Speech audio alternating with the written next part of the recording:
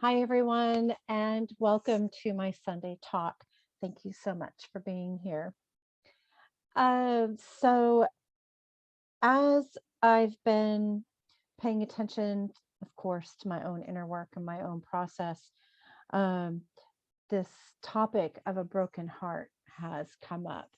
And I thought I would share my experiences with uh, the role of the broken heart within my own spiritual pathway and some of the risks that I've learned that we're going to have to deal with if we're on the spiritual pathway, and what the broken heart is for. And to let you know, there is recovery from having a broken heart, even if it is a deep and tragic broken heart. There is the forms of recovery are different depending on, I guess, the intensity of the break.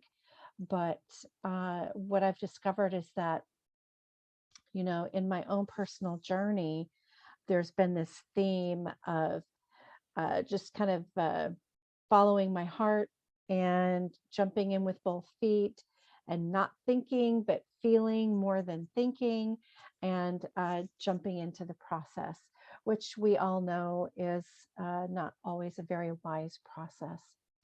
So I've always been an adventurer at heart. So if you gave me a forest next to a river, I can't resist it.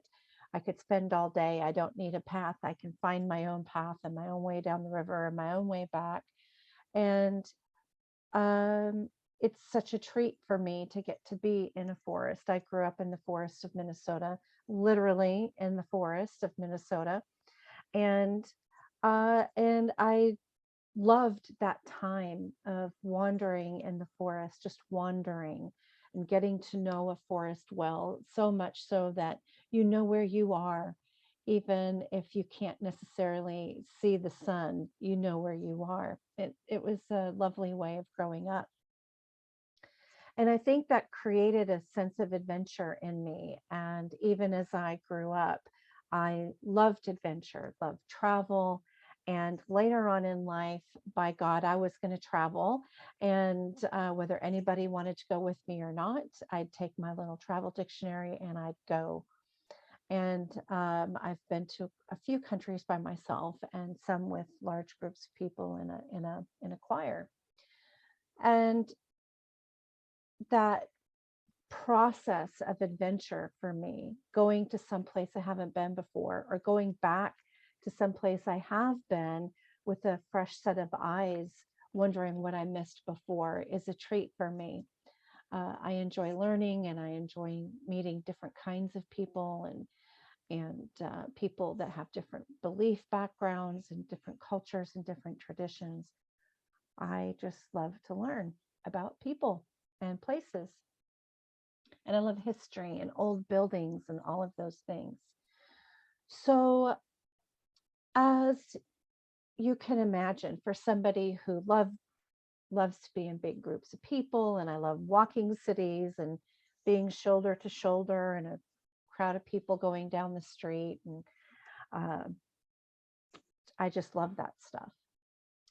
So you can imagine that when I started noticing that I was closing in and closing up and hermiting myself away from people and from groups of people and people in general, and only traveled that I've been doing was to see my children, and any other travel was really off the books and not something that I really wanted to participate in.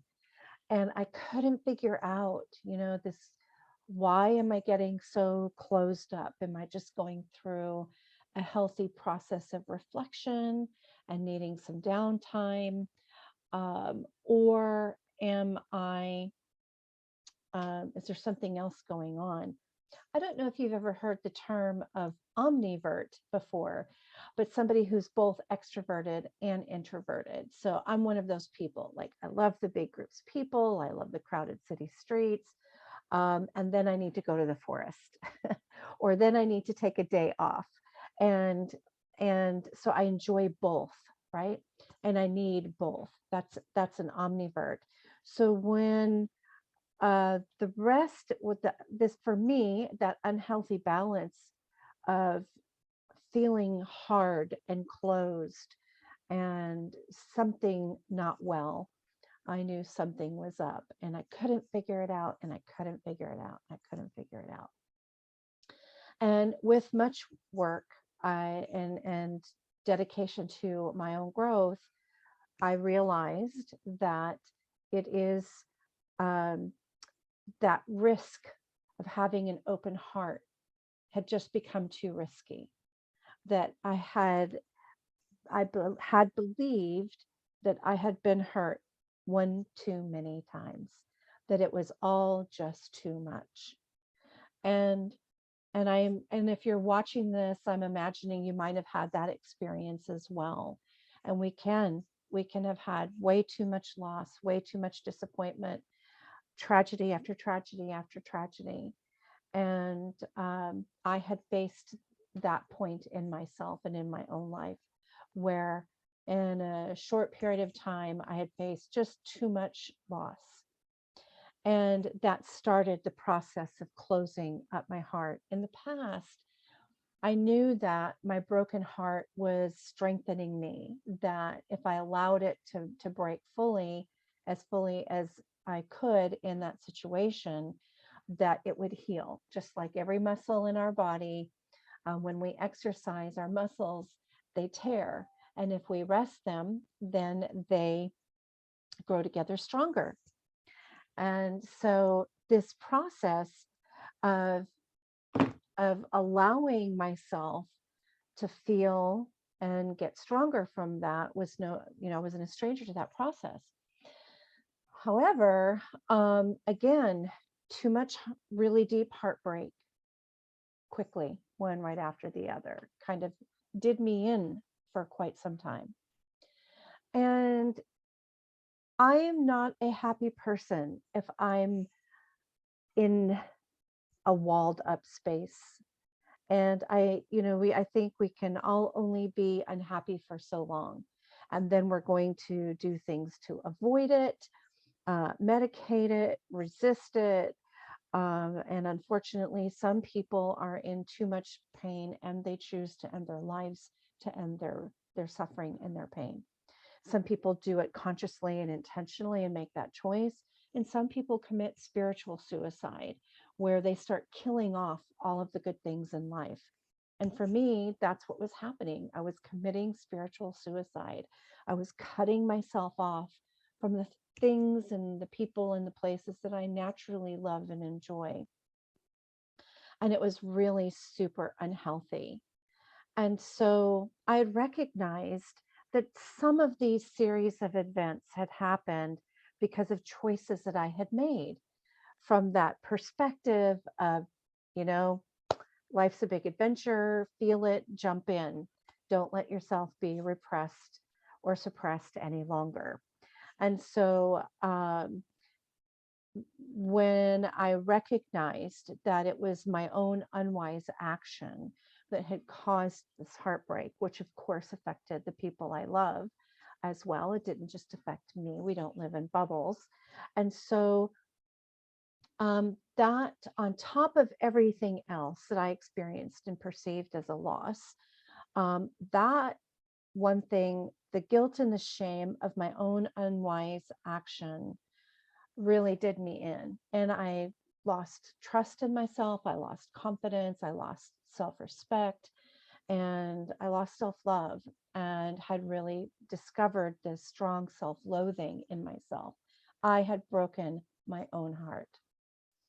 And so when I realized that this is what had happened and what was happening and how my ego was trying to basically kill me, which is what our egos try to do, either us or someone else.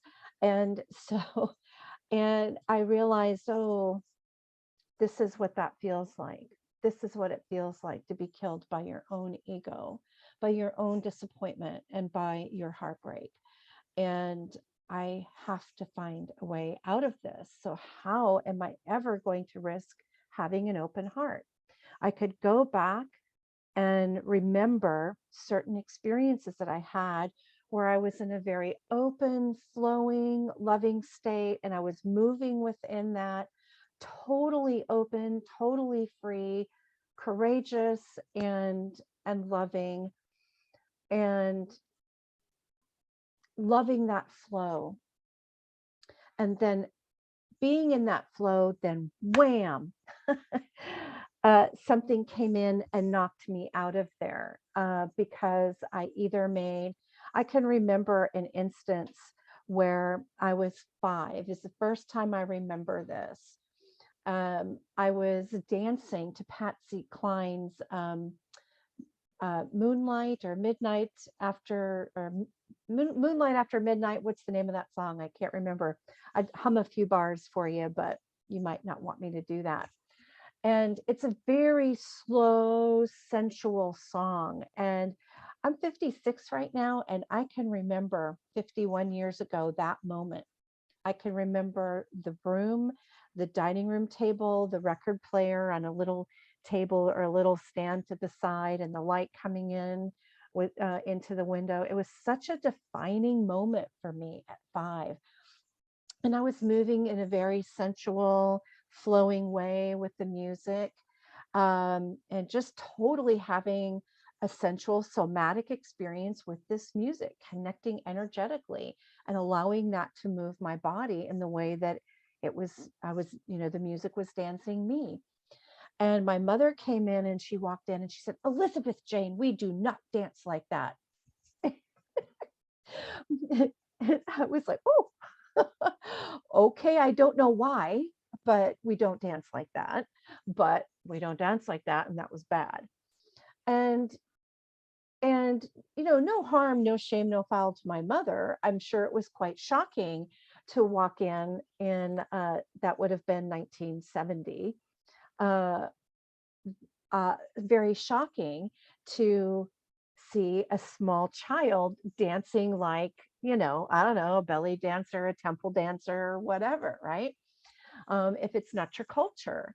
And so, and so often as children, we make things significant that our parents didn't necessarily mean for it to be significant, right?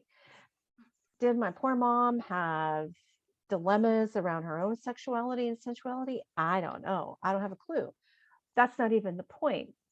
But as I was doing this examination of how is it that my open being that what was happening to me, this closing up, this hardening of my heart, how could that be possible? And how could that make me be afraid to risk having an open heart again? So, in the self-examination, I found these different points along my path where I was deeply in my spirit, connected to my spirit. It was flowing in an open-hearted way of expression or generosity or connection. And it was either hijacked or taken advantage of, or made somebody uncomfortable. And then I realized, wow, that's kind of a victim mentality that I'm taking on there, right? Like my my open-hearted, high connected spiritual flow was hijacked. So if I'm responsible for my life and I am a sovereign being, then how do I accept responsibility for allowing my flow to be hijacked? Well, we have to recognize that we're in a high state of innocence when we're in flow. It's why we have to become aware of the wolf in sheep's clothing. And if we have strong unmet needs, we don't see the wolf in sheep's clothing. If we're codependent, we don't see the wolf in sheep's clothing. We don't see how we're manipulative, how we're being manipulated, and how we're being manipulative as codependents. There's so much that we don't see for so many different reasons when we're in flow.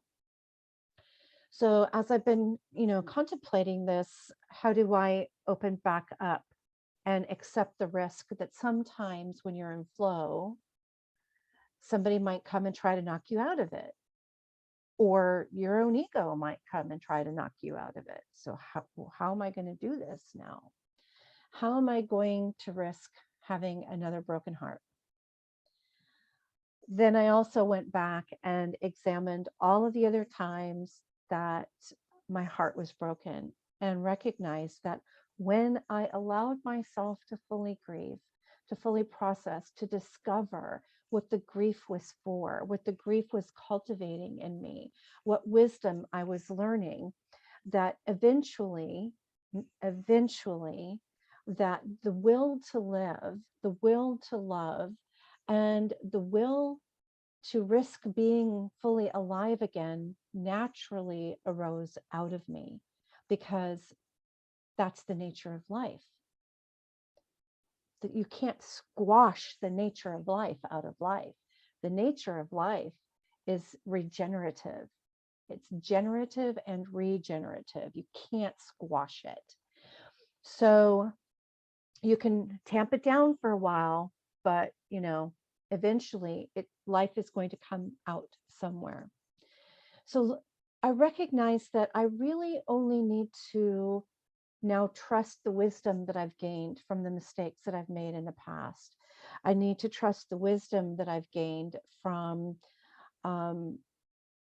allowing my innocence to make me naive. There's a difference from innocently loving to being naive of your own unmet needs and your own desires, and how your own unmet needs make you cross over your own boundaries and allow other people to come in and take advantage of that.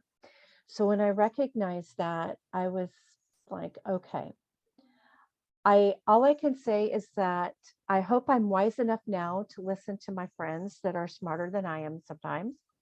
And I hope I'm wise enough now that I listen to the words of my teachers with a clearer heart, coming with my hands empty and listening without having the unmet needs being the most important thing to be met, to surrender an experience, to allow wisdom to come in. And then that in turn allows healthier wisdom, healthier experience to come to us. Sorry, something just decided to start banging against the wall. So in this process, we're getting smarter and smarter. We're learning every time our heart breaks, we can use it to become more wise. We can use it to learn to love again, and love more wisely and more peacefully. So sometimes I know that our heartbreak comes from a loss that can't be returned back to us. When somebody that we love dies, and you're never going to see that person again alive in your body, and you have to wait until you're on the other side to see them again in the way that you used to see them here. And sometimes, that we can't, if we've done something that we regret, sometimes we can't make an amend. And there's that grief as well. And those griefs can be so engulfing, so all encompassing, that we become at risk of this spiritual suicide, and not allowing ourselves to mature in our grief, and for our grief to mature our willingness to be open to the guidance and the love and the wisdom that's available even in those moments. So I found that as I gave myself permission to grieve for as long as the grief was there, and in the way that the grief came, because you can grieve something, you can have a wave of grief come 5 years, 10 years, 20 years after something happened, and all of a sudden you have another wave of grief out of the blue. Allowing myself to feel that has created space, more space in my heart to love and trust, and to be willing to love again. So, is my heart going to be broken again? Probably. This is planet Earth. There are no guarantees of anything here. But what I do know now is that I am unwilling to not live. I'm unwilling to not live from the fullness of my heart, even if it's from the fullness of an aching heart or a painful heart. And I know for a fact that from my past experience, that having a broken heart has guided me to be a wiser decision maker, and to treat myself and others with more gentleness, love, and compassion, and also to help me have a stronger will to see the light in myself and to see the light in others. So, are there broken hearts along the spiritual pathway? Yes, there are. And they're there to, as Rumi said, that he said that we have to have our heart broken again and again and again until it is completely open and stays open. And so it is part of the pathway. It's why I don't like the good vibes only uh, culture. I think it's very dangerous and involves a whole lot of spiritual bypassing. So I hope this talk gives you some hope and inspiration to open your heart, even if you're suffering, because really what we're really risking is to have a completely open heart and to love even if we hurt again. And like I said, it's worth, for me, it's worth the risk. It's not worth the risk of living that closed, unhappy life, bitter, angry, upset, and projecting nastiness all over the world. That's the biggest risk for me. I hope that you all have a beautiful week, and I'll see you next Sunday. Bye-bye.